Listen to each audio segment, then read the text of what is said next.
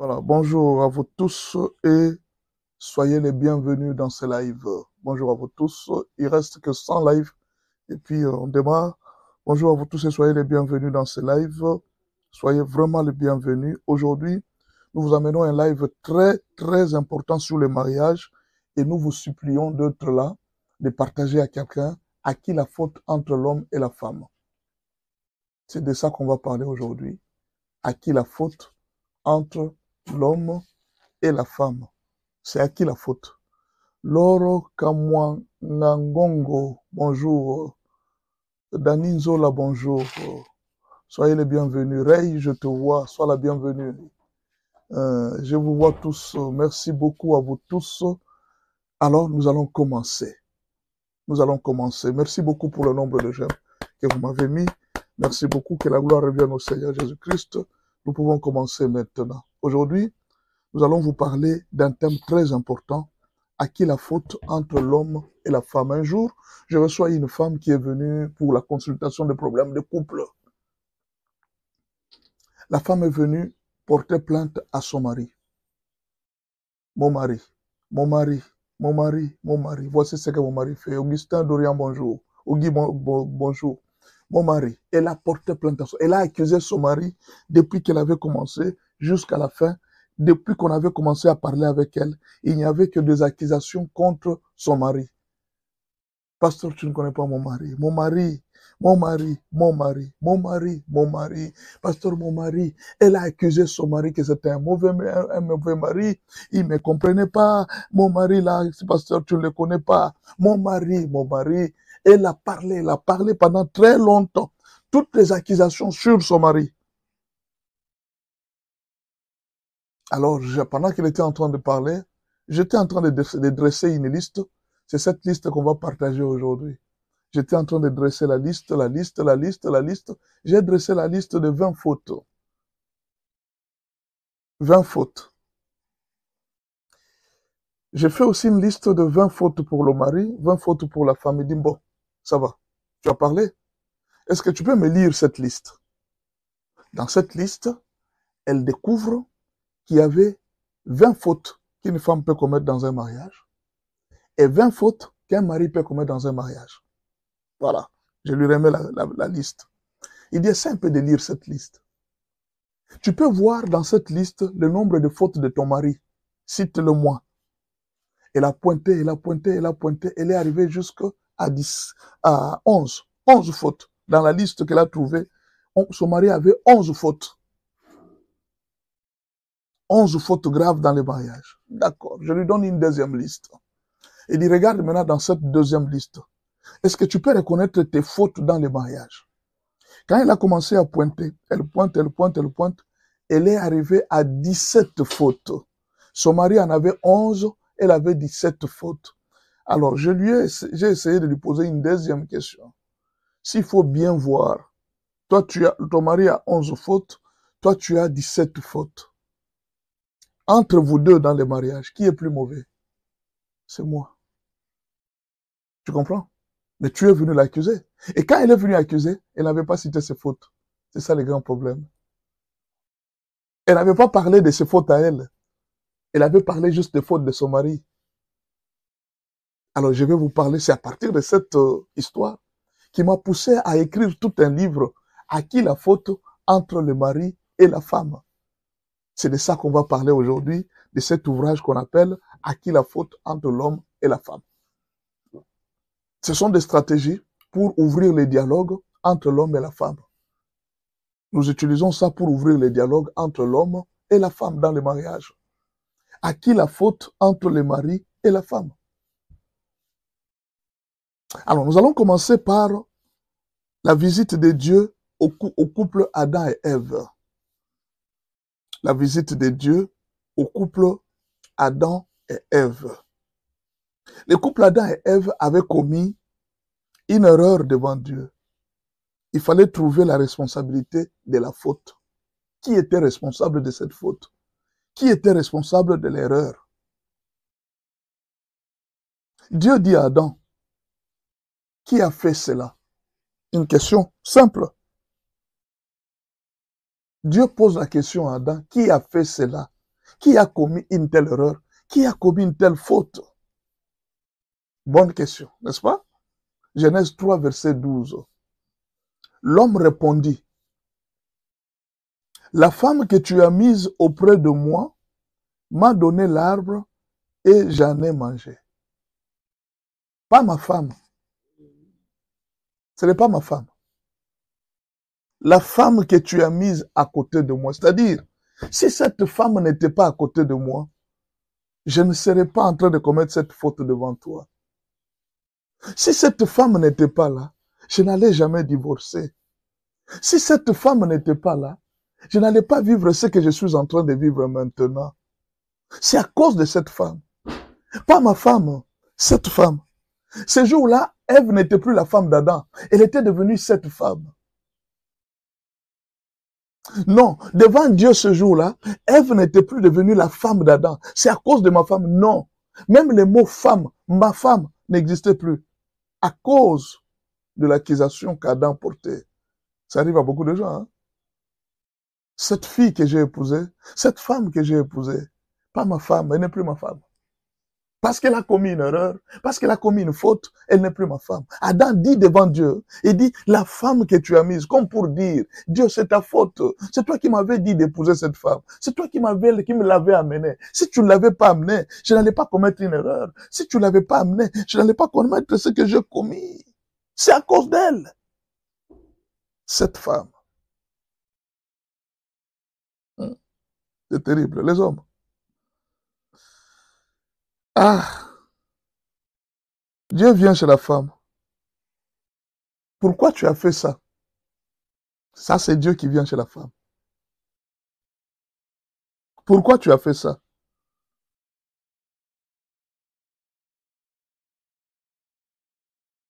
Genèse 3, verset 13. Pourquoi tu as fait ça?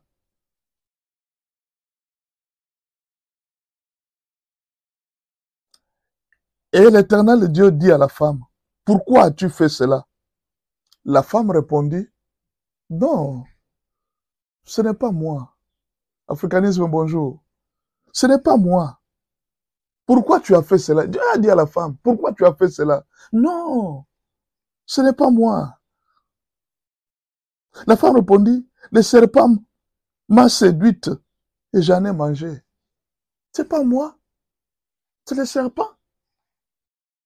Si le serpent n'était pas là, je n'allais pas commettre cette faute.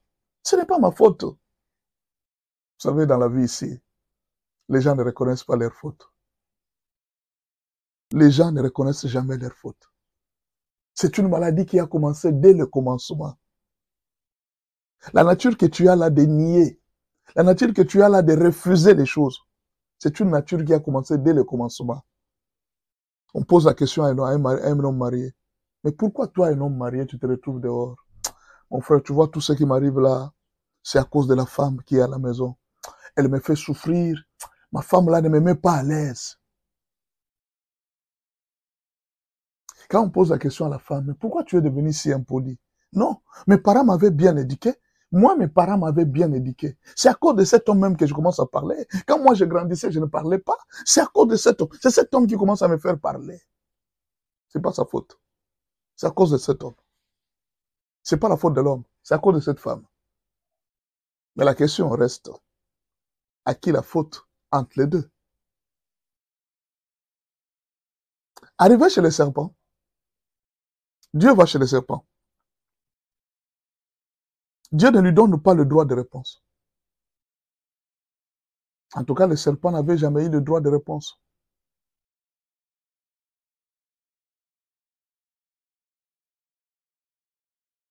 Arrivé chez le serpent, Dieu ne lui donne pas le droit de réponse. Il reçoit directement les jugements. Nous accusons toujours Satan dans nos problèmes et nous n'avons pas le temps de faire l'introspection et d'établir notre responsabilité. Un pasteur qui tombe, il dit c'est Satan qui m'a trompé. Une femme qui a trompé son mari, elle dit que non, c'est Satan qui m'a trompé. C'est-à-dire, dans la vie, bon, les gens ont du mal à établir leur propre responsabilité. Les gens n'aiment pas reconnaître leurs fautes. Les gens n'aiment pas reconnaître leurs responsabilités.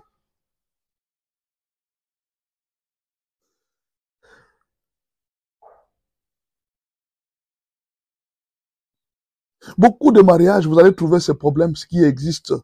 L'homme ne reconnaît jamais ses fautes et la femme ne reconnaît jamais ses fautes. C'est l'une des grandes difficultés qui se trouvent aujourd'hui dans les mariages. C'est l'un des grands problèmes aujourd'hui qui se trouve dans les mariages. Personne ne reconnaît sa faute. Personne ne reconnaît ses erreurs. Non, nous voulons aujourd'hui vous ouvrir un dialogue entre vous, que vous soyez sincères. Soyez sincères entre vous. Soyez vrais. Tant que vous êtes en train de vivre, vous ne reconnaissez pas vos fautes. Vous aurez toujours du mal à avancer dans les mariages. C'est pas ma faute, c'est sa faute. C'est pas ma faute, c'est sa faute. C'est pas la mienne, c'est sa faute. Vous aurez toujours du mal à évoluer dans votre mariage. La recommandation universelle de Jésus aux hommes. Qu'est-ce que Jésus a dit aux hommes? Jésus a recommandé d'une manière universelle à tous les hommes. Il leur a dit ceci. Matthieu 7, verset 3. Pourquoi vois-tu la paille qui est dans l'œil de ton frère et n'aperçois-tu pas la poutre qui est dans ton œil? Ça, c'est Jésus qui a donné cette recommandation. Tu es là, en train d'accuser les autres. Vous allez voir, même dans des nations, tous les Français aujourd'hui, ils accusent que non, si le pays ne marche pas, c'est la faute de Macron. Ils oublient que ce sont eux qui avaient voté Macron. S'ils n'avaient pas voté Macron, Macron ne serait pas là. Tous les hommes mariés disent que la faute, c'est de leurs femmes. Ils oublient que ce sont eux qui avaient choisi ces femmes. S'ils ne les avaient pas choisies, ils n'auraient pas connu ce problème. Toutes les femmes disent que non, les hommes sont méchants, ils sont mauvais. Elles oublient leurs fautes. Elles pointent toujours, ce sont eux. Le monde marche comme ça. Les gens n'aiment pas reconnaître leurs fautes. Les gens n'aiment pas reconnaître de quoi ils sont capables de faire. Arrivé dans nos nations ici, les gens ne voient la faute que du président, du gouvernement. Le peuple ne voit pas sa faute. Non, le peuple n'a pas de faute. C'est le gouvernement. C'est le gouvernement. Même quand quelqu'un vient, il trouve un terrassier. Au lieu d'organiser un endroit pour jeter ses saletés, des immondices, non. Il trouve le terrassier, c'est là qu'il va verser. Et depuis un certain moment, le terrassier commence à se remplir et ça se détruit. Ce n'est pas ma faute. C'est la faute du gouvernement. Il fallait que le gouvernement fasse quoi? Quand j'ai jeté, il fallait qu'on m'arrête. On ne m'a pas arrêté. Dans des nations, c'est toujours le gouvernement. Les chefs aussi disent, ce peuple, ce sont des mauvais peuples. Ce n'est pas un peuple, c'est un peuple ingrat. Qui reconnaît la faute? L'entreprise tombe en faillite. Le chef dit que non, c'est à cause de gens qui volent ici. Ils sont des voleurs. Lui aussi, le chef ne reconnaît pas sa responsabilité. Les travailleurs aussi disent que non, c'est le chef, il ne sait pas bien gérer. Et quand ils étaient en train de voler l'entreprise, ils ne comprenaient pas que c'était la chute de l'entreprise. Tout le monde, personne ne veut reconnaître sa faute. Matthieu 7, verset 5. Hypocrite, ôte premièrement la poutre de ton œil, et alors tu verras comment ôter la paille de l'œil de ton frère. Le Seigneur appelle hypocrite toute personne qui a l'habitude de voir les fautes chez les autres sans voir ses propres fautes. Avant de voir les fautes chez quelqu'un, regarde d'abord tes propres fautes. Ne suis-je pas responsable de ce qui est arrivé dans mon mariage? Ne suis-je pas responsable de ce qui se fait maintenant dans ma vie? Ne suis-je pas responsable? Les gens ne voient pas la faute. Les gens ne voient pas leur propre faute. Ils ne voient que les fautes des autres.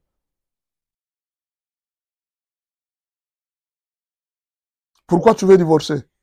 C'est à cause du mauvais comportement de ma femme. À cause du mauvais comportement de ma femme. C'est pourquoi il veut divorcer. Et toi, tu es parfait dans le mariage? Parce que tu veux divorcer à cause de ta femme. Maintenant, toi là, tu es parfait dans le mariage. Tu n'as pas d'erreur. La femme me dit, qu'est-ce qui ne va pas? Non, je n'arrive pas à comprendre cet homme. Je te pose la question. Tu veux quitter ce mariage. Toi, tu es parfaite dans ce mariage. Tu t'es bien comporté. Tu n'as pas commis une faute. Tu n'as pas commis une erreur. Oui, mais ce n'était pas, mes erreurs n'étaient pas graves, comme ses erreurs à lui. Mais tu les as quand même commises. Quel jour un homme verra sa faute? Quel jour un homme verra ses erreurs? Nous sommes tous aveuglés par nous-mêmes. Nous ne voyons pas nos erreurs. Et voilà pourquoi plusieurs mariages ne tiennent pas. Plusieurs mariages ne tiennent pas à cause de cela. Jésus-Christ nous demande de rentrer en nous-mêmes avant de condamner les autres. Reconnaître ce qu'est ma part. C'est à cause de moi. C'est pas à cause des autres. Le jour où nous allons commencer à reconnaître, non, c'est ma faute à moi. C'est pas lui. C'est ma faute à moi. Le jour où chacun va commencer à reconnaître ses responsabilités, il y aura moins de problèmes dans les mariages. Il y en aura moins dans les mariages. Si les choses ne marchent pas, c'est à cause des autres, à cause du gouvernement, à cause du président, à cause du pasteur, à cause du peuple, à cause des fidèles, à cause d'eux, pas à cause de moi. Si les choses dans cette église ne marchent pas, c'est les pasteurs. Les pasteurs aussi disent si les choses ne marchent pas, ce sont des brebis. Ils sont là, des paresseux, ils ne veulent pas prier, ils sont absents dans l'église. Les brebis aussi disent, notre pasteur n'est pas fort, il n'est pas très fort dans la prière, c'est sa faute. Et toi, tu n'as aucune part dans cet échec, tu ne te reproches de rien. Quand l'entreprise est tombée, tu ne vois pas que tu t'absentais un jour, tu ne vois pas que tu avais volé quelque chose dans l'entreprise. Aujourd'hui, vous allez trouver dans la fonction publique, il y a plusieurs agents qui sont dans la corruption. Et le jour où il n'y a pas de route, ce sont ces mêmes agents qui disent, ah voilà, le gouvernement ne fait rien, seulement en train de voler l'argent là-bas. Mais lui-même est aussi voleur. Lui-même aussi est dans la corruption. Quand vous lui posez la question, mais pourquoi tu te retrouves dans la corruption? Il dit, les chefs là volent, moi je ne vais pas voler. C'est-à-dire, la faute est toujours à l'autre. Ce n'est pas à moi. Moi, je n'ai pas de faute. Moi, je n'ai pas d'erreur. Ce sont les autres qui commettent des erreurs. Voilà pourquoi plusieurs mariages ne tiennent pas debout. Voilà pourquoi plusieurs mariages ne marchent pas. Aujourd'hui, nous allons ouvrir la voie vers le dialogue dans les mariages. Chacun doit reconnaître ses fautes. Luc 15, verset 17. Étant rentré en lui-même, il s'est dit, combien de mercenaires chez mon père ont du pain en abondance, et moi, ici, je meurs de faim.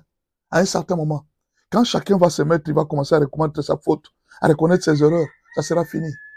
Beaucoup de choses vont se terminer comme ça. Beaucoup de choses vont s'arranger dans des couples. Beaucoup de choses vont s'arranger dans des couples, je vous le dis. Quand les gens vont se mettre seulement, ils vont se mettre, ils vont commencer à chacun regarder sa faute. Vous allez voir que beaucoup de choses vont s'arranger d'elles-mêmes. Prenez le temps et rentrez en vous-même.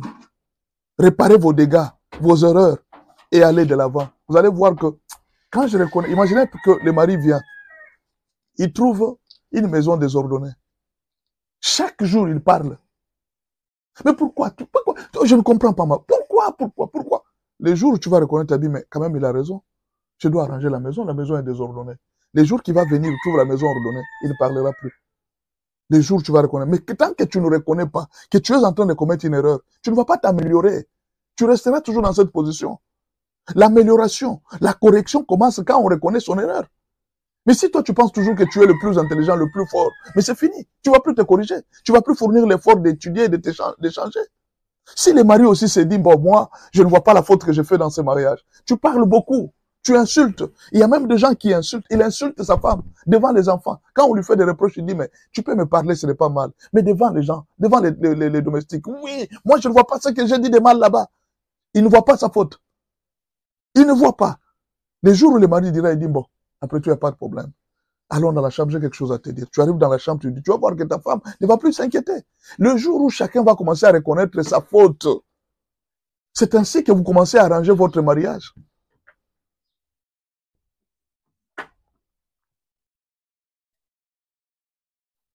Écoutez ce que Dieu dit. Psaume 103, verset 14. Car il sait de quoi nous sommes formés. Il se souvient que nous ne sommes que poussière. Même Dieu lui-même, il connaît notre nature. Il sait que nous sommes faibles. Il sait que nous commettons des erreurs. Il sait que nous commettons des fautes. Dieu sait. Mais pourquoi tu veux te justifier? Pourquoi tu veux te justifier? Dieu sait que tu commets des erreurs. Il sait.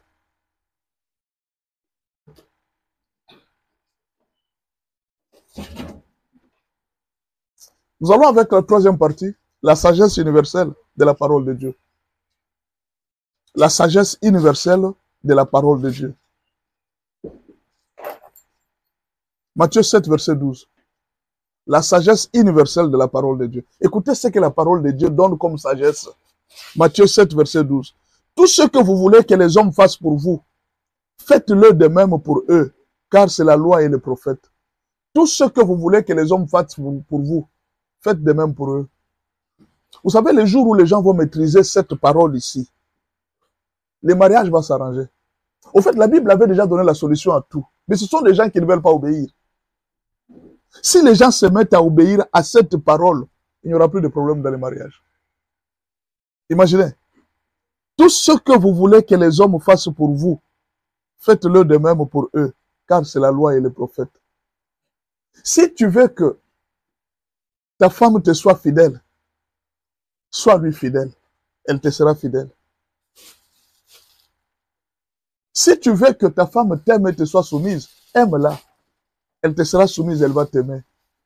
Si tu veux que ton mari t'aime beaucoup, sois soumise à lui. Aime-le aussi, il va t'aimer. La loi et le prophète voudraient nous pousser à réfléchir à chaque acte que nous posons contre les autres, votre mari ou votre femme. L'acte que tu es en train de poser, ce que tu fais maintenant là, tu es en train de sortir avec une femme d'autrui. Tu es en train de sortir avec un mari d'autrui. Bon. Si aujourd'hui ta femme apprenait ça, sera-t-elle contente? Et si toi, tu apprenais que ta femme fait de même, elle sort aussi avec un homme marié, vas-tu être content?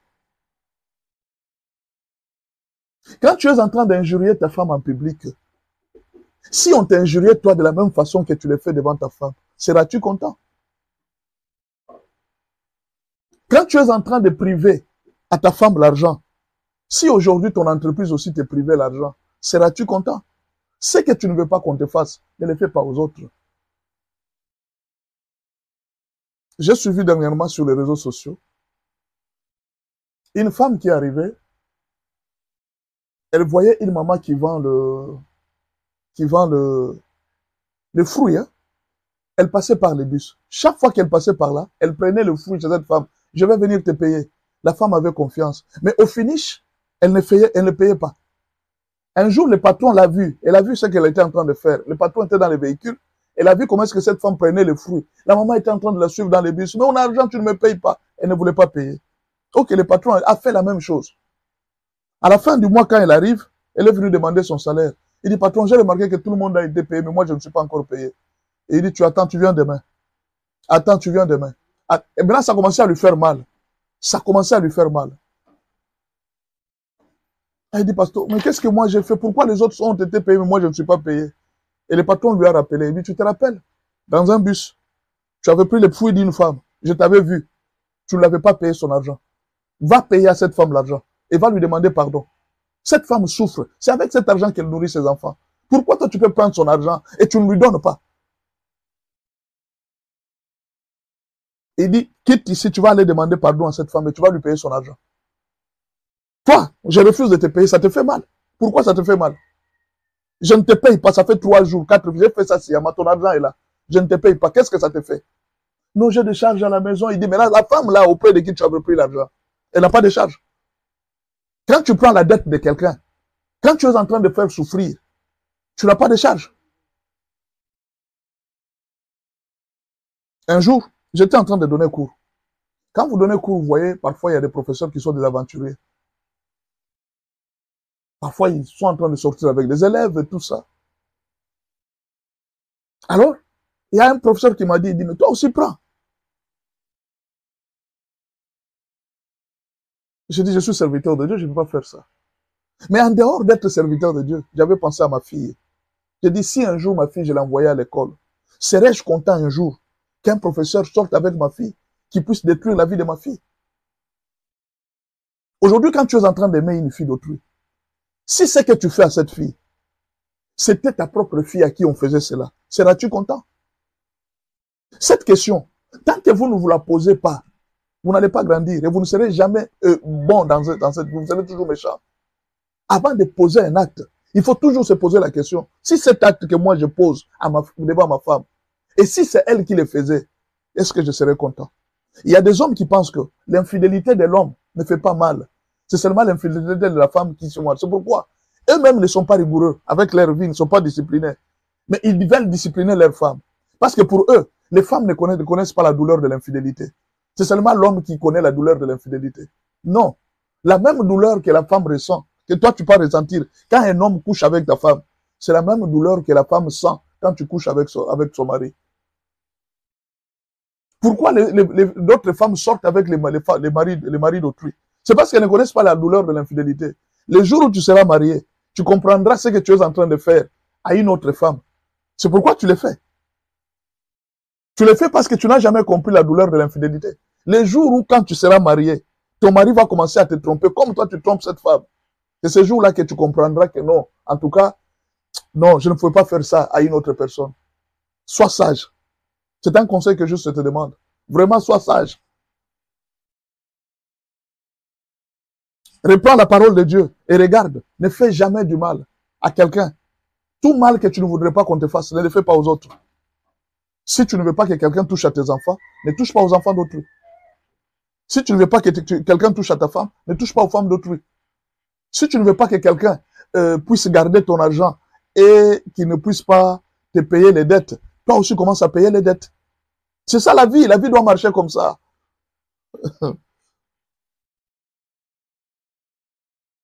Je voulais poser une question à une femme. Supposons que...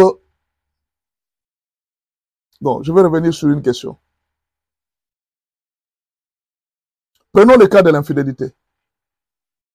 Qu'est-ce que ça fait lorsque tu apprends que ta femme sort avec ton frère? Ça fait quoi? Ça te fait quoi lorsque tu es là, tu apprends que ta femme sort avec ton frère? Ça va te faire quoi? Qu'elle sort avec ton ami? Qu'elle sort avec ton patron? Qu'est-ce que ça fait, pasteur, quand tu apprends que ta femme sort avec un membre de l'église, une brebis de ton église, ton père ou ta mère, ou bien peut-être un homme plus riche que toi? Qu'est-ce que ça fait quand tu apprends que ta femme fait ça? Toi, tu es pasteur. Tu apprends que ta femme sort avec un serviteur de Dieu de l'église, ou bien un membre de l'église qui a un peu d'argent. Ta femme le fait. Tu es pasteur, ça va te faire quoi?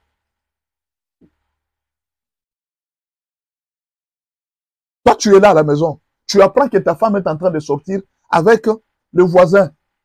Ça va te faire quoi? Si ça ne te fait pas mal, ok, il n'y a pas de problème. Il n'y a pas de problème. Mais si ça te fait mal, alors toi aussi ne le fais pas. Pour tout Faustin, bonjour. Merci beaucoup de partager la vidéo. Partagez s'il vous plaît cette vidéo à quelqu'un. Aujourd'hui, nous allons trouver une solution dans les mariages. Vous devez aujourd'hui rentrer dans les couples.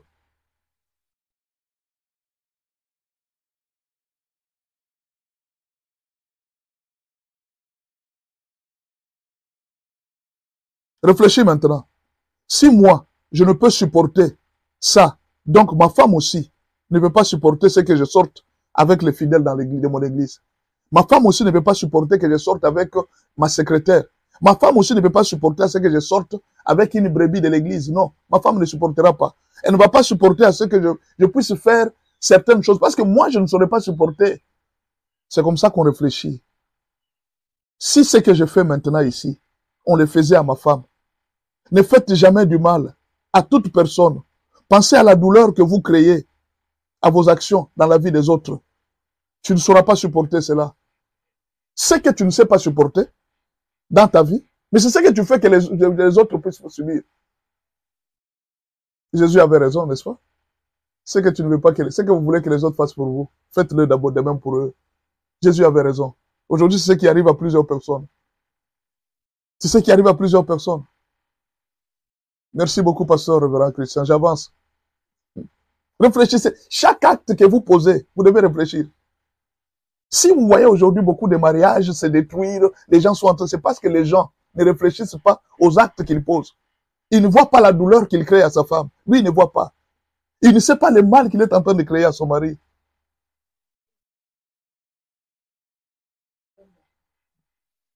Un jour, je suis dans un couple. La femme qui était en train de dire aisément. Elle dit, pasteur, tu vois moi là, quand un mari ne fait pas des choses qui me plaisent, je ne vois même pas l'importance de lui donner le corps, hein, pasteur.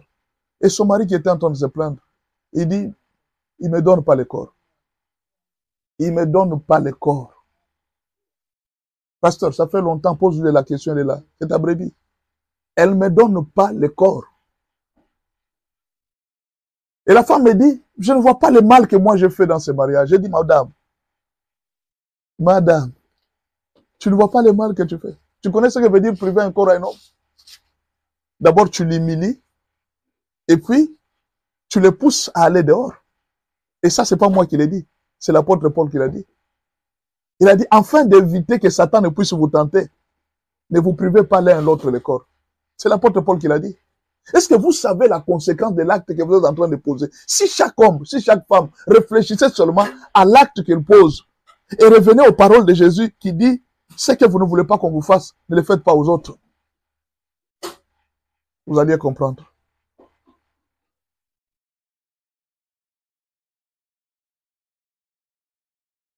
Supposons que tu as fait marier ta fille, n'est-ce pas? Toi, tu es un homme, tu as fait marier ta fille. Un jour, tu la vois revenir à la maison. Elle te dit, mon mari m'a jeté dehors. Il m'a frappé et m'a déshérité de tout. En tant que parent, comment tu vas te sentir? Tu as marié ta fille, n'est-ce pas? Ta fille, le mari est venu, il a donné la dot, puis tu as donné à cet homme-là ta fille. Il dit non, vous pouvez partir aller vivre. Puis un jour, tu vois cette fille, ta propre fille, qui rentre à la maison, qui arrive là. Eh, qu'est-ce qu'il y a? On m'a chassé. On t'a chassé, qu'est-ce que tu as fait? Oh, mon mari, il m'a dit même que je quitte la maison, il m'a déshérité de tous les biens, donc je ne pourrais rien posséder. Je suis sorti même vide. N'est-ce pas? Mais là, la question est la suivante. En chassant ta femme, sais-tu quelle douleur tu vas provoquer dans le cœur de son père? Ce que tu es en train de faire à ta femme aussi a un père. Maintenant, pose-toi la question. Si un jour on faisait ça à ma fille, ma propre fille, comment est-ce que je réagirais? Si un homme, il prend ma fille, il la chasse, moi là, comment est-ce que je vais réagir à cela? C'est une question que tu dois te poser. Les jours où chacun va commencer à se poser cette question, avant de poser un acte, de regarder et dire non, je suis pasteur de l'église. Si je sors avec les fidèles, et si un jour j'apprenais que ma femme aussi commence à sortir avec un membre de l'église, est-ce que je serais content? Non, je ne peux pas blesser ma femme. C'est fini, tu laisses. Chaque chose que tu trouves que ça va te faire mal, si quelqu'un d'autre le faisait, ne le fais pas. Si tu ne veux pas qu'un jour on puisse chasser ta fille dans le mariage, mais ne chasse aussi pas ta femme, parce qu'elle est aussi la fille de quelqu'un. Réfléchissons avant de poser les actes. Jésus a été correct, il a dit que chacun commence à poser les actes, qu'il juge bon pour lui. Si un jour on faisait cet acte à moi, à ma fille, à mes enfants, à ma petite sœur,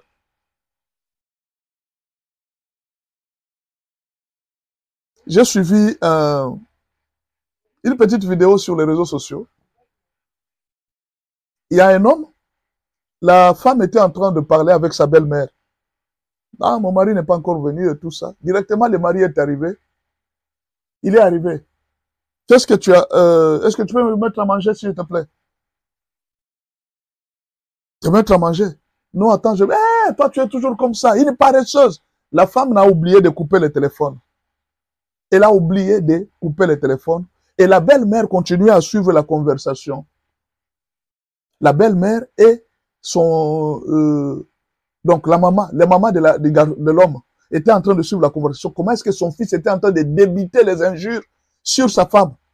Tu es un vaurien, tu ne fais rien dans ce mariage. Depuis que je t'ai épousé, moi je ne comprends même pas ce que tu fais ici. Tu ne travailles pas, paresseuse. La femme lui dit, j'ai commencé à travailler, j'étais en train d'arranger là. Mais oh, ferme ta bouche, tu es paresseuse, tu ne fais rien. Toi là, il a insulté sa femme. Sa femme a commencé à pleurer. Qu'est-ce que je t'ai fait, mon mari? Qu'est-ce que je t'ai fait, mon mari? Qu'est-ce que je t'ai fait?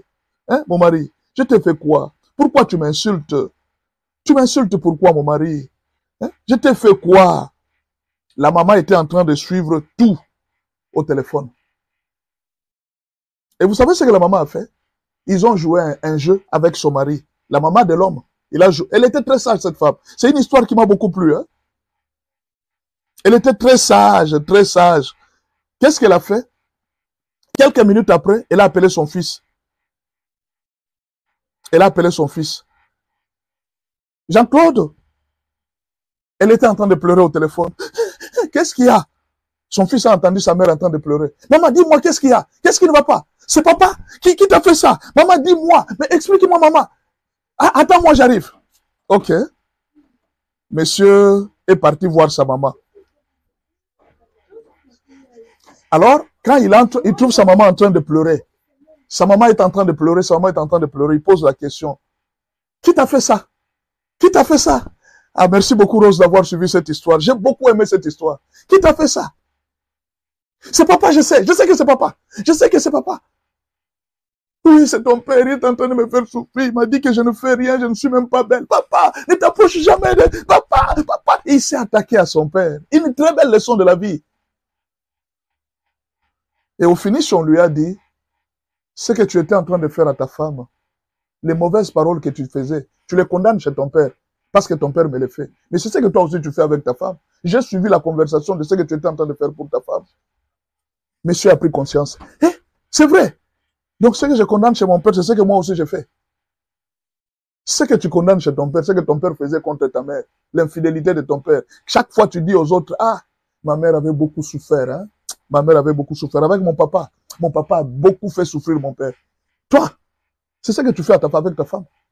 Les mêmes souffrances que ton père faisait à ta maman, c'est ce que tu fais avec la fille d'autrui. Vous comprenez maintenant? Ce que tu ne veux pas que les autres fassent pour toi, ne le fais pas aux autres. Le mari est rentré vite. Il a regardé sa femme et dit, pardonne-moi. Non, ne prépare même pas. Moi-même, je vais préparer. Je vais t'aider dans le travail. Pourquoi il a changé? Il a compris que ce que je n'aime pas qu'on fasse à ma maman, je ne peux pas faire aussi à ma femme. Je ne peux pas le faire. Jésus avait résolu le problème. Si aujourd'hui seulement les gens obéissent à cette parole, il n'y a aucun mariage qui sera brisé. Si les mariages sont brisés, c'est parce que tout le monde pense qu'il a raison. Tout le monde pense que ce n'est pas ma faute, c'est la faute de mon mari. Le jour où tout le monde va commencer à se mettre à la place de l'autre, à la place de ma femme. Un jour, il y a un papa qui est arrivé. Il a trouvé. La femme a préparé. Les poulets étaient grillés. Vous savez, quand le poulet est grillé, brûlé, en fait, brûlé, le poulet devient amer. Alors les enfants n'avaient pas pu manger. Les enfants avaient trouvé ça amer. Alors, quand papa est arrivé, on lui a mis la chose sur la table. Il a senti que c'était amer. Il a dit, waouh, ma chérie, tu as bien préparé. Et son fils est venu, papa, c'est amer. Maman n'a pas bien préparé aujourd'hui. Dis-moi, je sens que c'est bon. C'est vraiment très bon. Alors, l'enfant, ça lui avait fait très mal.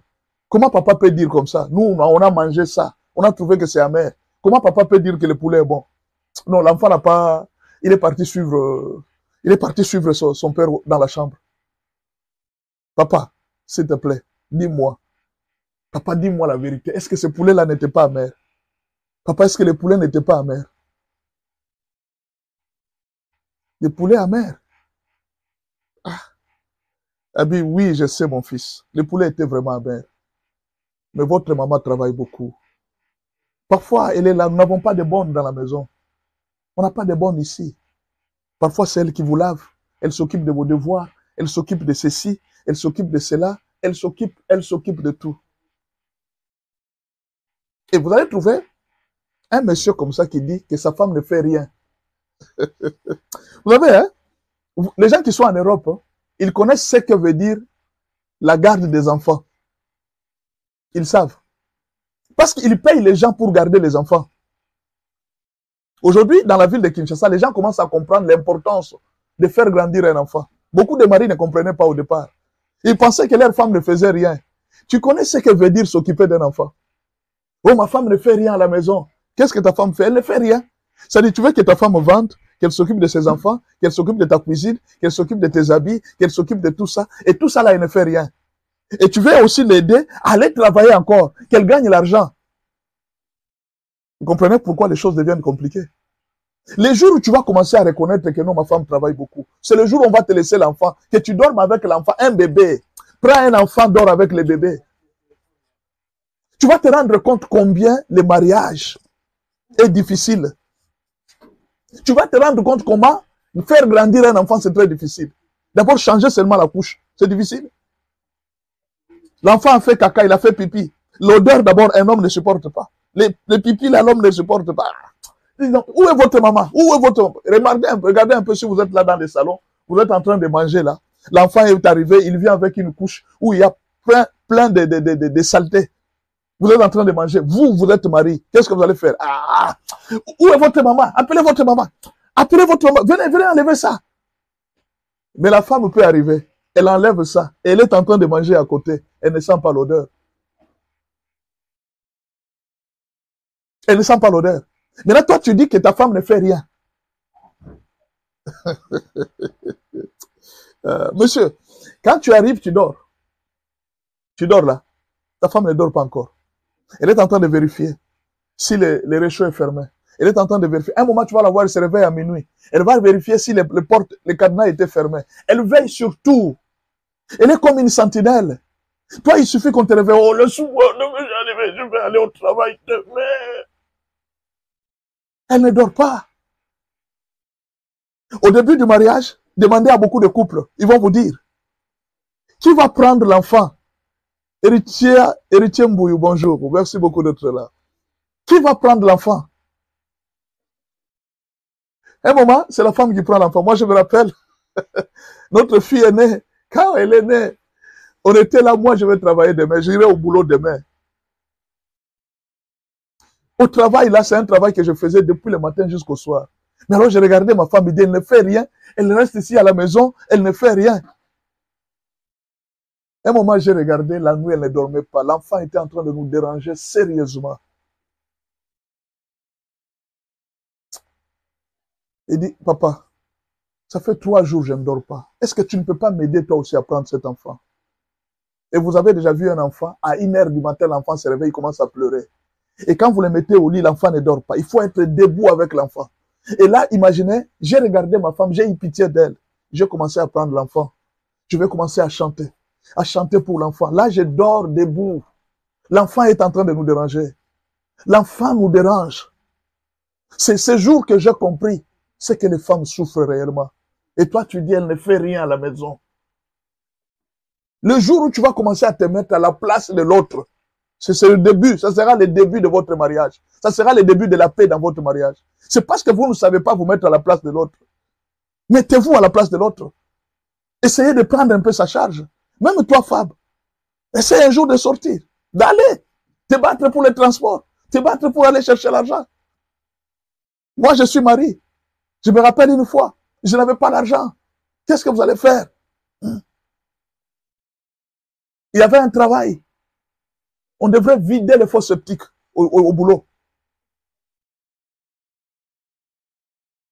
Le boss nous a proposé, il a dit non. Écoutez, il y a l'argent qu'on a sorti. Le boss a sorti l'argent pour les fosses sceptiques.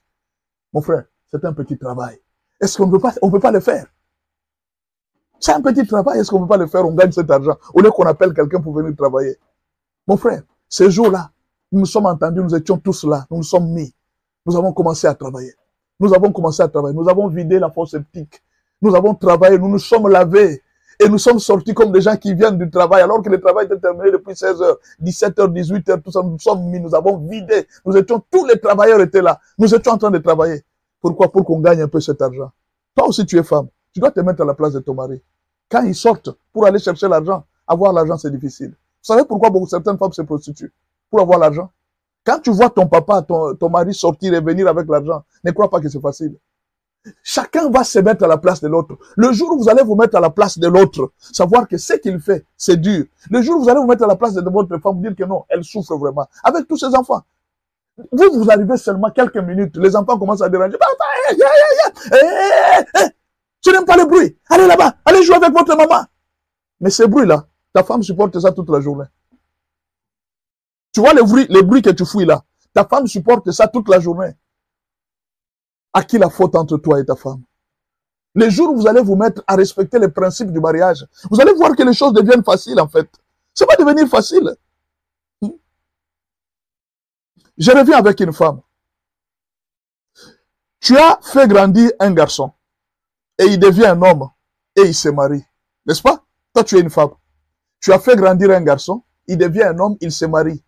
Je parle à une femme, écoute-moi. Tu as fait grandir ton fils. Il devient un homme.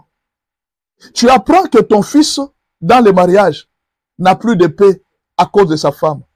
En tant que mère, que vas-tu sentir? Ton fils à toi, que tu as fait grandir.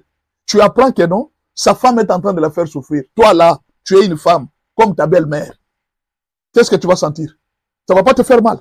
Que tu apprennes ton garçon, que tu as fait grandir depuis ton enfance jusqu'à maintenant, et que c'est sa femme qui commence à le faire souffrir. Toi, tu seras tranquille.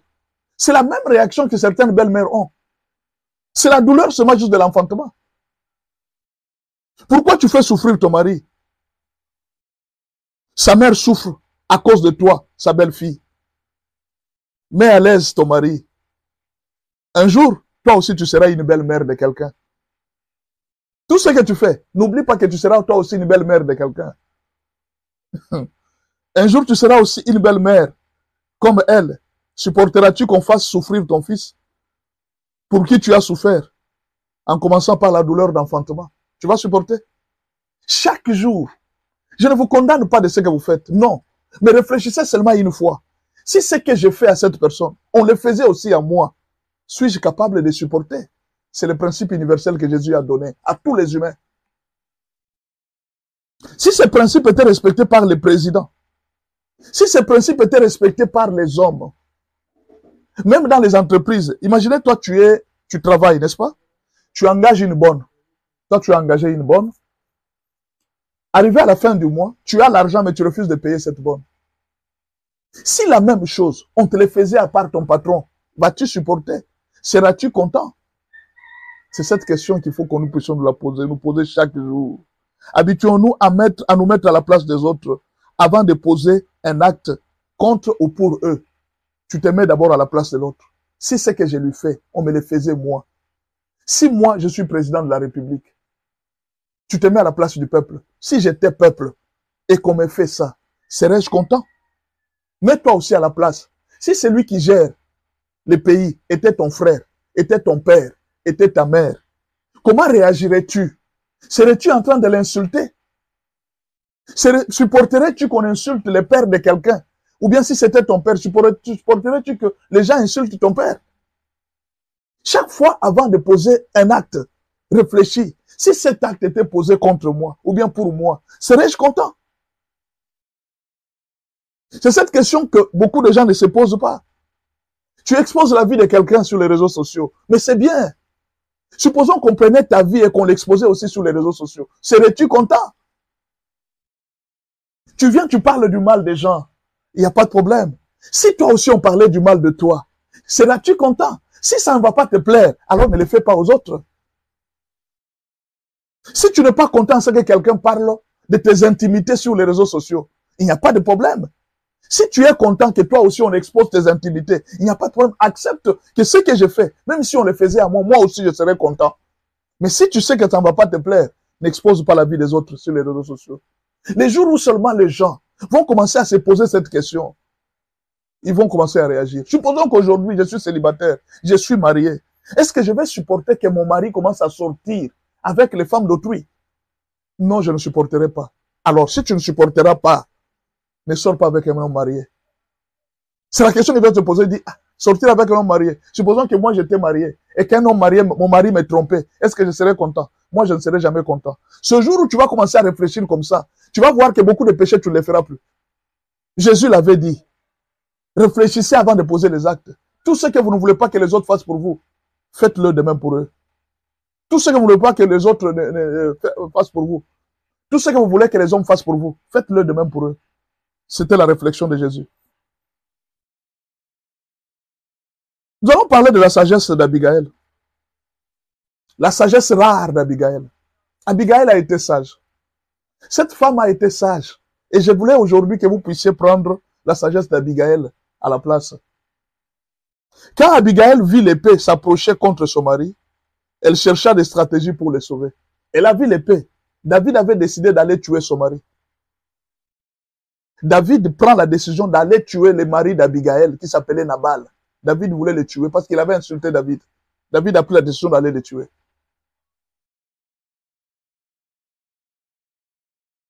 Ton mari peut avoir des problèmes avec les hommes. Il peut arranger. Mais s'il a des problèmes avec Dieu, qui peut le sauver? Je te pose la question. Ton mari peut avoir des problèmes avec les hommes. Il peut avoir un problème au travail. On peut même le chasser du travail. Il peut trouver un autre travail.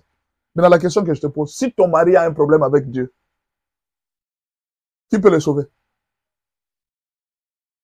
Qui peut le sauver? Abigail n'avait pas un problème avec David. Il avait un problème avec Dieu. Ce jour-là, Dieu était fâché contre son mari. Dieu voulait exterminer son mari. Ton mari peut avoir un problème au travail. Qui peut le sauver?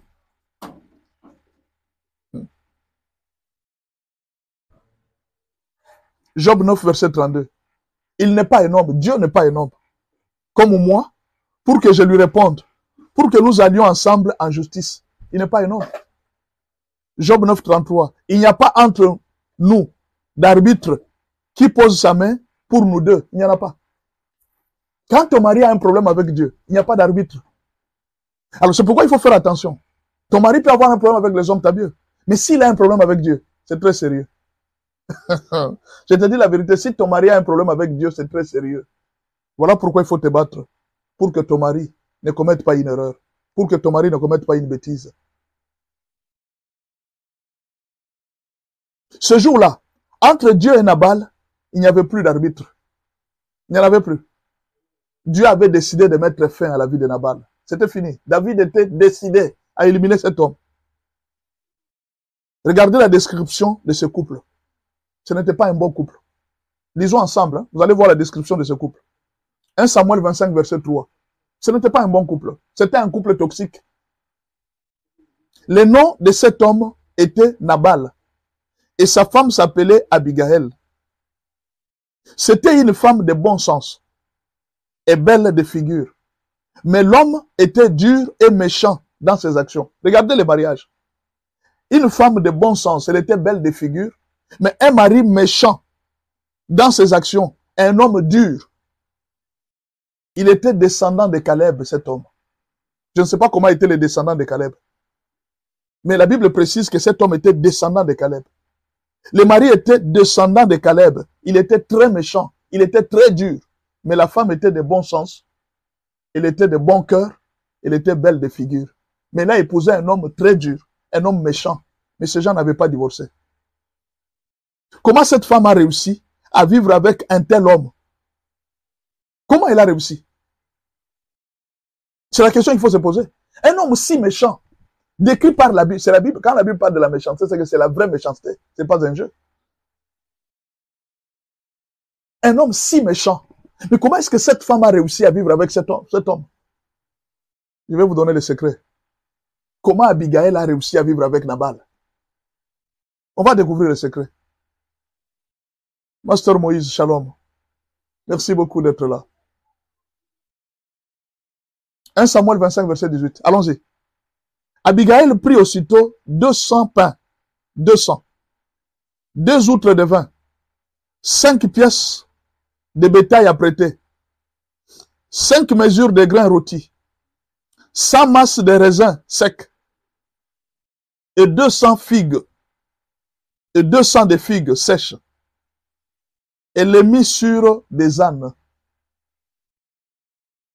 1 Samuel 25, verset 23. Lorsqu'Abigail aperçut David, elle descendit rapidement de l'âne, tomba sur sa face en présence de David et se prosterna contre terre.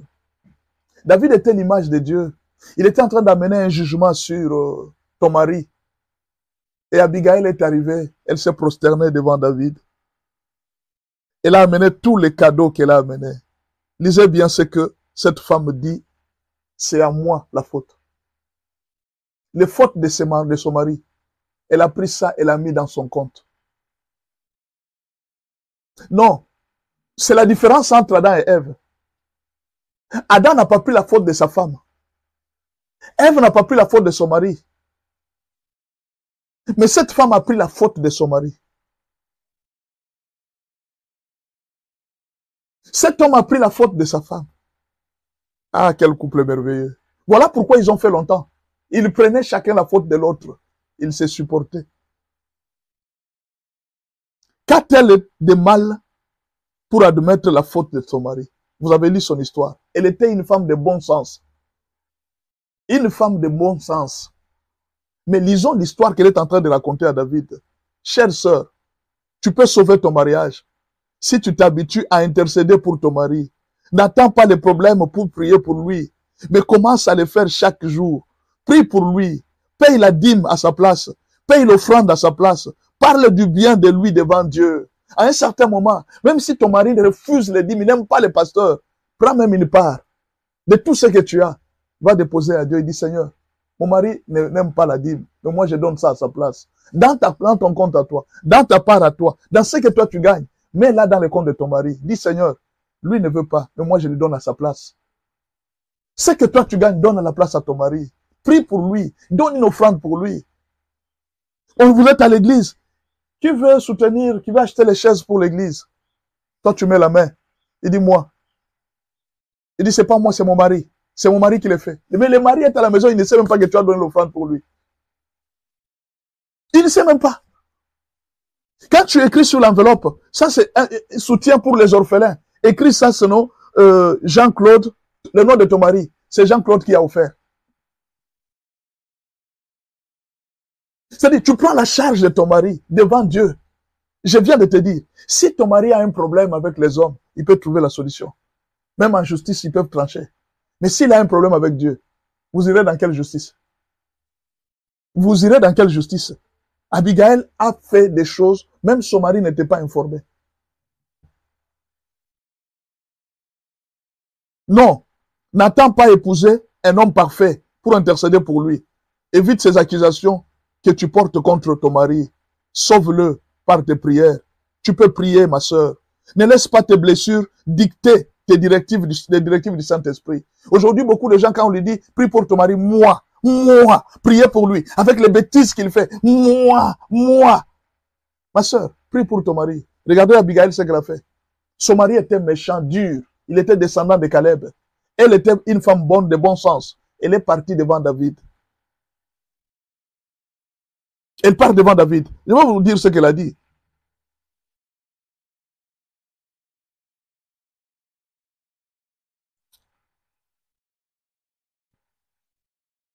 Quand vous lisez dans la suite, elle dit ceci. Ce n'est pas la faute de mon mari. C'est ma faute à moi. Lisez l'histoire. Il dit la faute, ce n'est pas à lui. C'est à moi. Pourquoi? Je n'avais pas appris que mon Seigneur avait fait cela. Je n'avais pas appris que mon Dieu avait fait ça pour ton mari. Ton mari, Dieu a augmenté même une promotion à ton mari. Il a augmenté une promotion. Il continue à injurier Dieu. Ton mari, Dieu vient de le sauver de l'empoisonnement. Il continue à injurier Dieu.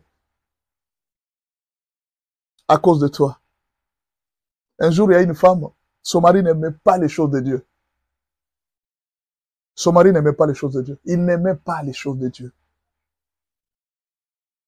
Maintenant, ils avaient un robinet public où les gens pouvaient sortir et prendre de l'eau.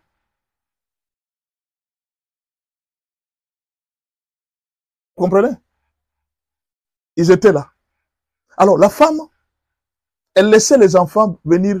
Quand les enfants venaient de l'école, les enfants passaient par là. Ils vont ouvrir le robinet, ils prennent, ils boivent de l'eau. Les enfants buvaient de l'eau. Cette femme ne disait rien.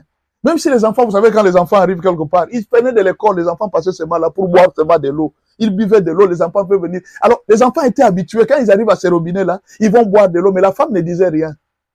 Mais si c'était son mari qui était là, ses enfants allaient voir. Il allait les chasser. C'était un homme dur. Alors, un jour, il y a une servante de Dieu qui est passée par chez elle. Il dit, madame, nous avons un prophète qui vient de quelque part. Il va prêcher aujourd'hui à l'église. Tu ne peux pas venir avec nous?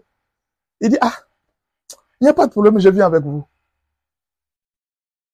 Quand il arrive à l'église, la prière a commencé, le prophète a prêché, il a prêché. Quand il a terminé à prêcher, il a appelé la dame, il dit, viens. Il dit, aujourd'hui, ton mari vient de rater un accident mortel. Pendant que je te parle là, ton mari vient de rater un accident mortel. Je sais pourquoi. Vous avez un robinet chez vous à la maison. Il y a des enfants qui viennent prendre de l'eau. Dieu est content que tu ne dises rien, que tu laisses ces enfants-là prendre de l'eau et boire. Voilà pourquoi Dieu vient de sauver ton mari. Sinon, c'était la fin de jour de ton mari aujourd'hui. Et ta présence ici vient de les sauver. Quand la femme est rentrée, c'est son mari qui était en train de lui expliquer comment est-ce que l'accident vient de se faire et qu'il est sorti seul, vivant. Un problème peut vous arriver. Ne soyez pas toujours là pour accuser votre mari. Accuser votre mari, non. Non, ne le faites pas toujours. Priez pour votre mari, intercédez pour lui. N'attends pas. Pour les jours, les problèmes seront là, non. Ne sois pas toujours là pour condamner, non. Prie pour ton mari. Dieu va les sauver.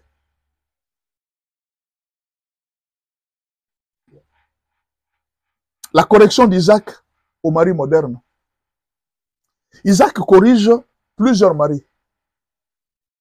Vous savez, aujourd'hui, dans plusieurs mariages, quand la femme n'aimait pas au monde, c'est la faute de la femme.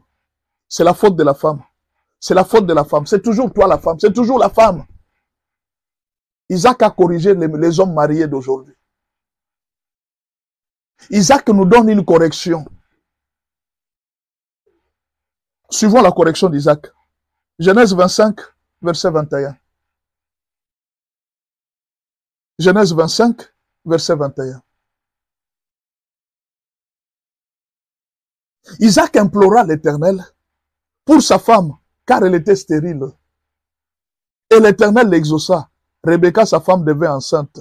Isaac implora l'Éternel pour sa femme, stérile. Donc, les hommes ont l'impression que c'est seulement les femmes qui doivent prier pour nous. Nous, on ne peut pas prier pour les femmes. Non. Isaac vous donne une correction. Sa femme ne mettait pas au monde. Ce n'était pas la femme qui avait prié. La femme n'avait même pas les soucis. C'est lui, Isaac, qui est parti prier à la place de sa femme. La stérilité aujourd'hui, c'est la femme qui se bat, aller d'église en église. Parfois même, c'est toi qui dois prier pour que cette femme soit exaucée. Isaac montre l'exemple. L'homme est en train de penser que la femme ici, je ne sais pas, elle n'aimait pas au monde. Peut-être les avortements qu'elle avait fait pendant sa jeunesse, peut-être la sorcellerie de sa famille. C'est tout ce que toi tu connais dire. Mais Isaac a prié pour sa femme. Tu peux avoir une femme qui a un mauvais caractère. Tu peux avoir une femme qui parle beaucoup. Tu peux avoir une femme qui n'est pas... Mais est-ce que tu as déjà eu le temps de prier pour ta femme? Ce qui est grave, c'est que même les serviteurs de Dieu, ils vont accuser leur femme. Tu peux comprendre des hommes qui ne prient pas. Mais toi, tu es serviteur de Dieu. Tu vas accuser ta femme chez qui? Isaac avait imploré l'Éternel pour sa femme stérile. Toi aussi, implore l'Éternel pour sa femme impolie. Toi aussi, implore l'Éternel pour ta femme qui ne travaille pas. Ta femme, tout ce que tu connais chez ta femme, prie pour elle. Isaac avait remarqué que la femme avait un problème. Le problème qu'elle avait, c'est qu'elle ne mettait pas au monde. Toi aussi, tu as une femme, peut-être, comme tu ne veux pas, elle ne travaille pas. Prie pour elle pour que Dieu lui donne du travail. Dieu avait exaucé Isaac. Pourquoi Dieu ne veut pas t'exaucer, toi? Est-ce que vous comprenez? Chaque jour, quand il y a des problèmes, priez pour vos femmes. Priez pour vos femmes. John implora l'Éternel pour sa femme insolente. Voilà, il faudra qu'on dise ça. John implora l'Éternel pour sa femme insolente. Gabriel gêna pour sa femme paresseuse. Michel supplia l'Éternel pour sa femme insoumise. Nous devons arriver à ce niveau-là. Jacques entra en retraite de 3 jours pour sa femme qui voulait divorcer à tout moment.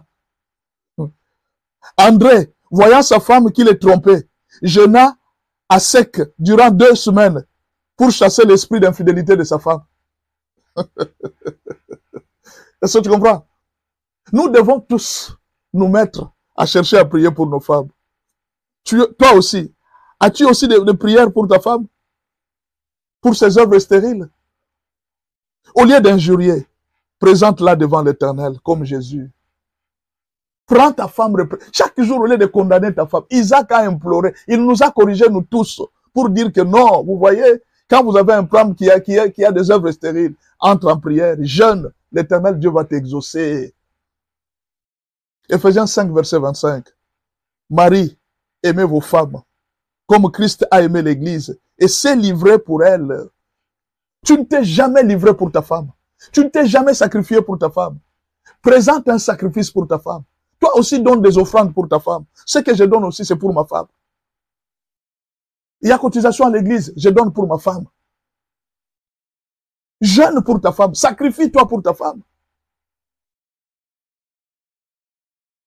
C'est ainsi que les maris doivent aimer leur femme comme leur propre corps.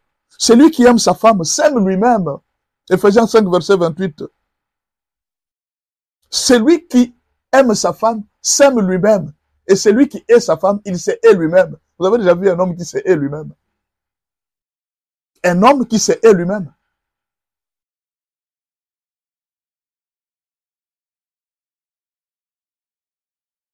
Je ne sais pas quel genre de femme que Dieu m'a donné. Je ne sais pas quel genre de femme. Mais l'esprit qui est en toi peut transformer sa femme en une femme douce. Rien n'est impossible à celui qui croit. Prie pour ta femme. C'était la correction d'Isaac. Allons-y avec Séphora. J'ai parlé d'Abigaël. Je rentre maintenant sur Séphora. Séphora, la femme de l'esprit de révélation. Est-il possible qu'une femme ou un mari dise « arrière de moi, Satan » ? N'y a-t-il pas une femme qui a une révélation sur son mari? Il y a une infidélité provoquée par le monde des ténèbres. Ton mari est mis dans des histoires. Ton mari est dans des choses. On lui a donné de la nourriture envoûtée. Actuellement, les femmes utilisent même des parfums envoûtés. C'est-à-dire, elle met un parfum qui a déjà été travaillé dans le monde des ténèbres. Quand elle vient juste donner un câlin à ton mari, le parfum entre et le mari est affolé. De même aussi, il y a des hommes qui utilisent de tels parfums. Quand ils s'approchent de toi, tu sens ces parfums entrer en toi, c'est fini. Ces parfums t'a possédé. Tu peux avoir un homme qui est faible sur le plan spirituel. Et Moïse, je ne sais pas, il était trop occupé à faire sauver le peuple de Dieu, à tel point qu'il avait oublié certaines règles de la vie chrétienne. Il avait oublié la circoncision. Une alliance entre Dieu. Et qu'est-ce qui s'est passé? C'est son épouse qui a prié pour lui. Exode 4, verset 24. Suivez-moi très bien. Exode 4, verset 24. Pendant le voyage, en un lieu où Moïse passa la nuit, pendant le voyage, Moïse passa la nuit en un lieu. L'Éternel l'attaqua et voulut le faire mourir. C'était pas Satan. C'est Dieu lui-même qui voulait faire tuer Moïse. C'était pas Satan. Dieu lui-même voulait tuer Moïse. Verset 25. Exode 4, verset 25.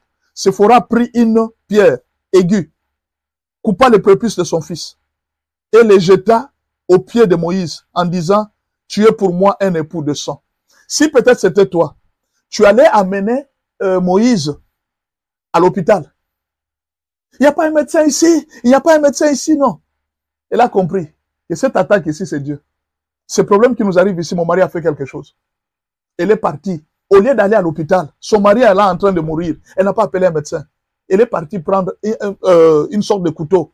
Elle a coupé le prépuce de son fils. Elle a amené, elle a jeté ça au pied pour amener la guérison. Ça, c'est quel médicament? Elle a donné les médicaments. Elle a jeté ça, les médicaments par terre. Quand Dieu a vu le sang, il a laissé Moïse. Dieu a laissé Moïse. Ce jour-là, c'était la fin du jour de Moïse. Moïse, on n'allait même pas les connaître. C'est grâce à Séphora qu'on a connu Moïse. Il y a certains hommes, ils n'allaient pas exister aujourd'hui. C'est grâce aux prières de leurs femmes que cet homme existe jusqu'au séjour. Cet homme était mourant. Cet homme était à l'hôpital mourant. Cette femme s'est battue. Elle a amené des serviteurs de Dieu qui sont venus prier pour son mari. Les serviteurs de Dieu ont prié. Ils ont prié pour son mari. Et aujourd'hui, son mari est en vie. Grâce aux prières que la femme a fait, elle a amené des hommes de Dieu. Mais sinon, cet homme serait déjà mort. Pourquoi toi aussi, tu ne peux pas le faire? Pourquoi tu ne peux pas aussi prier pour ton mari? Qu'il fasse 10 ans de prison, car il ne m'a pas écouté, il ne m'a jamais écouté. Qu'on l'arrête même, moi-même, je ne suis même pas là. Parce que je lui ai toujours dit, il ne m'a jamais écouté. Non. Prie pour ton mari. Prie pour lui. Prie pour ta femme. Va parler avec les aveugles. Ils te diront l'importance des yeux. Jusqu'à ce jour, tu n'as toujours pas compris que ton mari est réclamé au point qu'on cherche sa mort chaque jour. Ton mari est pasteur. Le monde des ténèbres est déterminé à anéantir votre couple. Si tu ne sais pas, je te l'ai dit. Le monde des ténèbres a pris la décision d'anéantir votre couple. Mais toi, tu es dans la distraction. Toi, tu es dans la jalousie. Tu ne comprends pas. Est-ce que je peux te demander aujourd'hui de commencer la prière pour ton mari? Prie pour ton mari. Ton mari est pasteur. Le monde des ténèbres est déterminé à anéantir votre couple, à vous salir, à détruire vos enfants. Beaucoup de problèmes qui vous arrivent viennent des esprits. Mais tu ne comprends pas, c'est ça le problème. Le grand problème avec moi, c'est que tu ne comprends pas. C'est ça le problème avec Séphora. Séphora a vu. Il dit, mon mari est en train de mourir. Comment elle a compris que ce n'était pas un problème d'un médecin? Ce n'est pas un problème de la faiblesse de la chair. Ce que je vois, moi, je connais mon mari. Mon mari, en tout cas, les filles, depuis qu'on est jeune, Mon mari n'aimait pas ces histoires de filles. Il était fidèle. Mais comment, du coup, ton mari a changé? Ah, même la femme prostituée a reconnu, a dit, celui-ci, ce n'est pas mon fils. Elle est partie chez Salomon.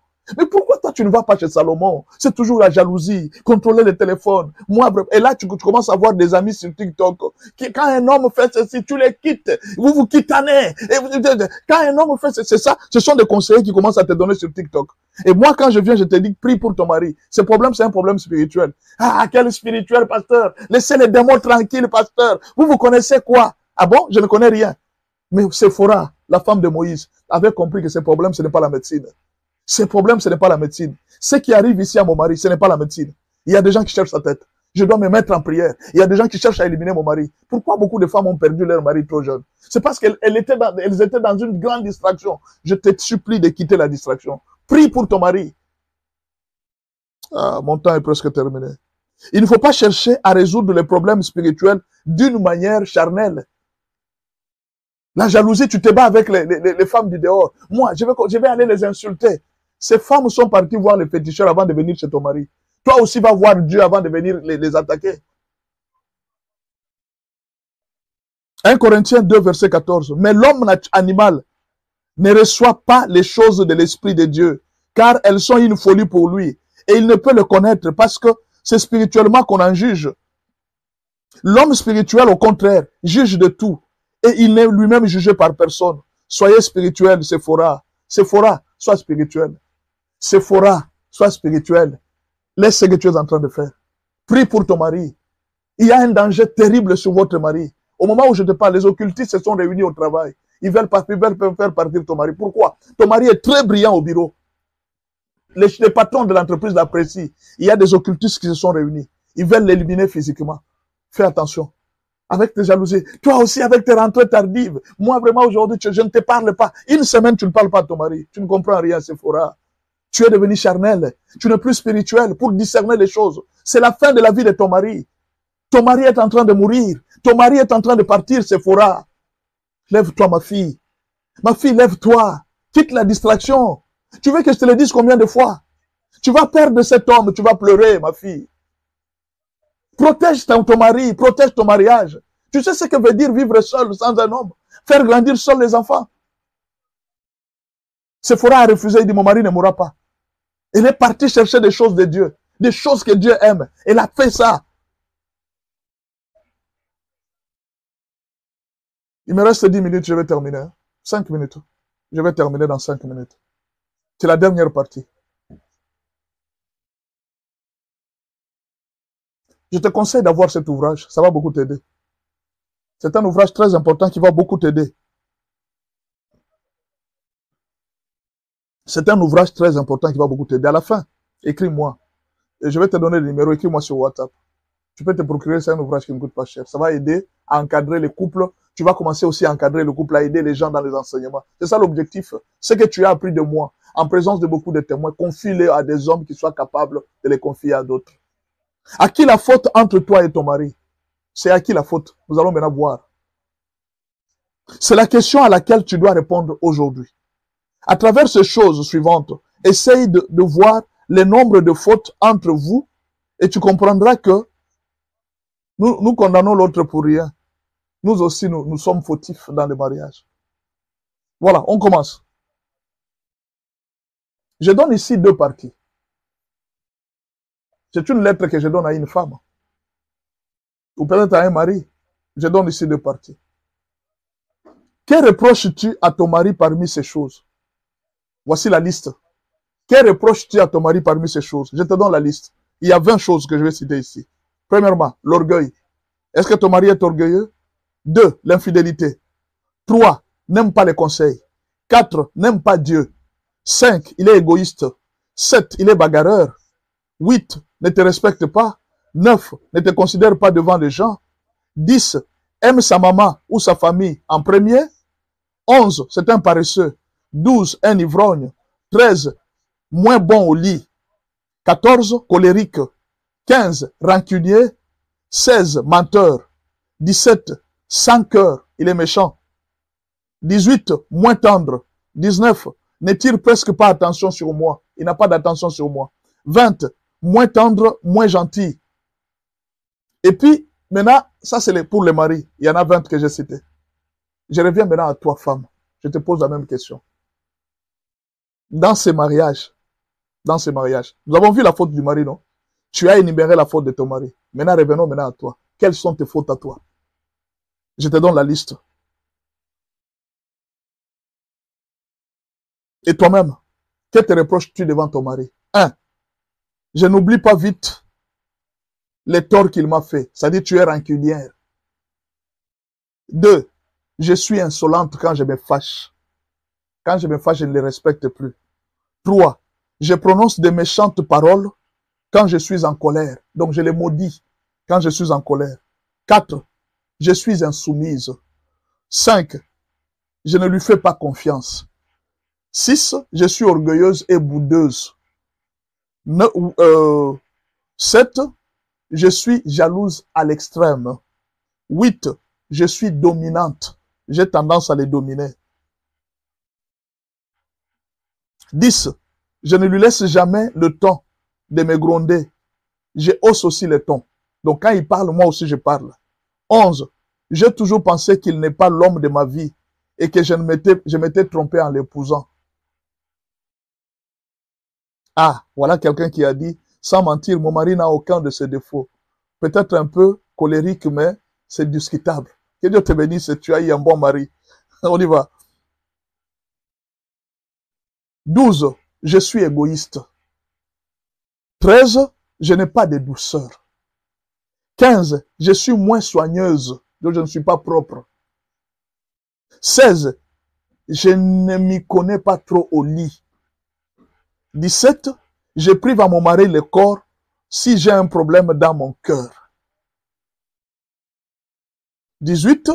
Je n'aime pas sa mère ou ses sœurs. Je les aime pas. 19. J'ai envie de divorcer. 21. Non, 20. Je l'ai déjà trompé. 21. Je l'avais déjà maudit sous la colère. 22. Je lui cache des choses que je fais en secret. 23. Je suis rancunière et colérique. 24. Je suis menteuse. 25. Je suis voleuse. 26. Je ne l'aime plus comme avant. Et puis 27. Je suis faible en prière. J'ai fini. Il est 7h30. Est-ce que tu peux me dire maintenant, dans cette liste, combien de fautes toi tu as et combien de fautes a ton mari? Il y a quelqu'un qui vient de me dire, elle dit que non, en tout cas, mon mari, en tout cas, tel que je le connais, toutes ces fautes que vous avez citées là, il n'y en a aucun. Voilà une femme qui a trouvé un bon mari. À part la colère, c'est discutable. Maintenant, toi, quelle est la faute de ton mari? Quelle est la faute de ta femme? Dans tout ça là, tu n'as aucune faute.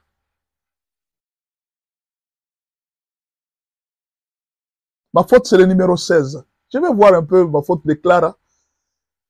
Clara a dit que sa faute, c'est le numéro 16.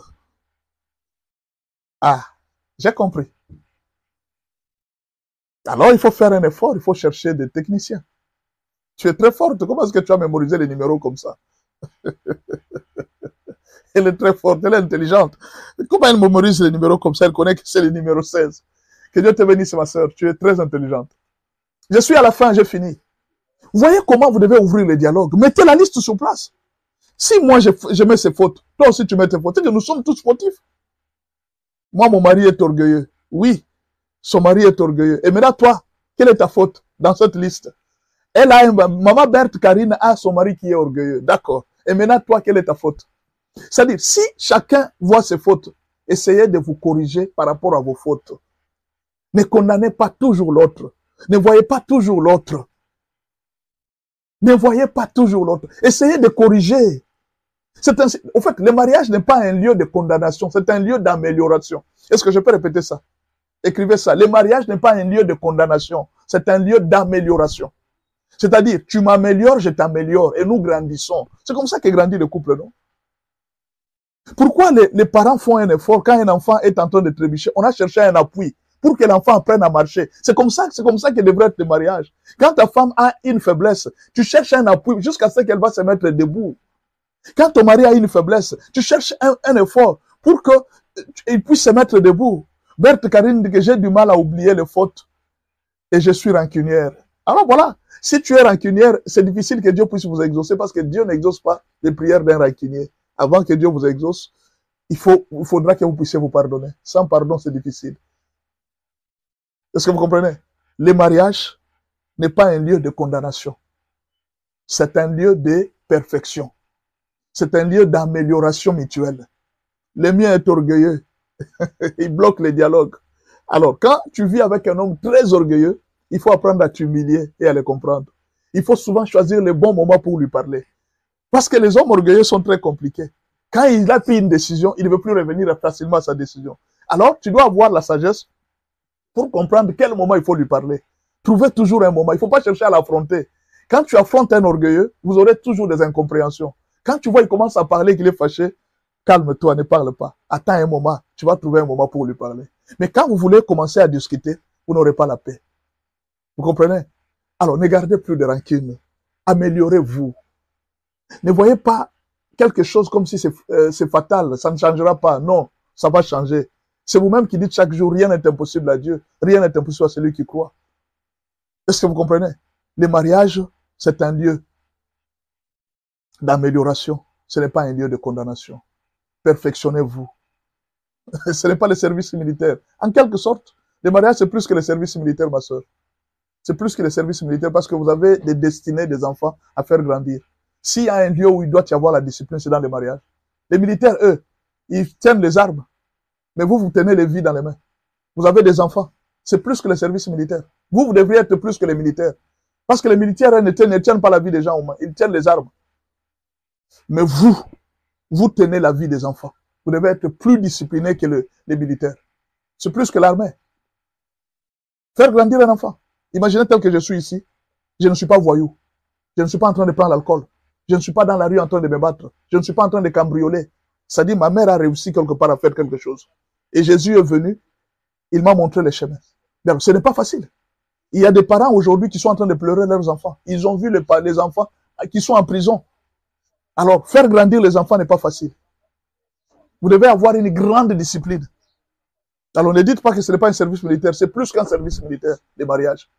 C'est un lieu de discipline à outrance. C'est un lieu de prière. Parce que vous tenez l'avenir des enfants dans les mains. En tout cas, merci beaucoup à vous tous qui nous avez suivis. Qu'est-ce qu'il dit? Il veut que je implore toujours et faire le premier pas. Où est le problème, ma soeur? C'est ton mari. S'il veut ça, tu connais qu'il veut ça, fais-le. S'il veut toujours ça, en quoi ça te dérange? C'est ton mari. Tu vas voir que si tu fais toujours ça, et tu fais toujours le premier pas, il sera toujours tranquille. Si Dalila, qui n'avait même pas le Saint-Esprit, elle a réussi à couper les cheveux de Samson, pourquoi toi aussi tu ne peux pas réussir à couper les cheveux de ton mari? Tu connais les secrets de la puissance de ton mari. Tu connais, tu as déjà les secrets. Il veut toujours que j'implore. Alors, je vais chercher les moyens pour commencer à l'implorer régulièrement. Chérie, pardon, pardon, chérie. Quand il entend ça, ok, ça va. Et là, ça te fait mal à quoi? C'est ton mari. C'est ton mari, tu le connais. Tu connais même les secrets de sa force. Comme toi, tu connais les secrets. Il suffit seulement de couper les cheveux. Que Dieu vous bénisse. Vous avez été très nombreux à suivre cet enseignement. Si vous avez raté une partie de cet enseignement, allez sur YouTube, sur notre compte Pasteur Benjamin Aoka officiel. Vous allez retrouver cet enseignement qui a été enregistré pendant plus d'1 heure.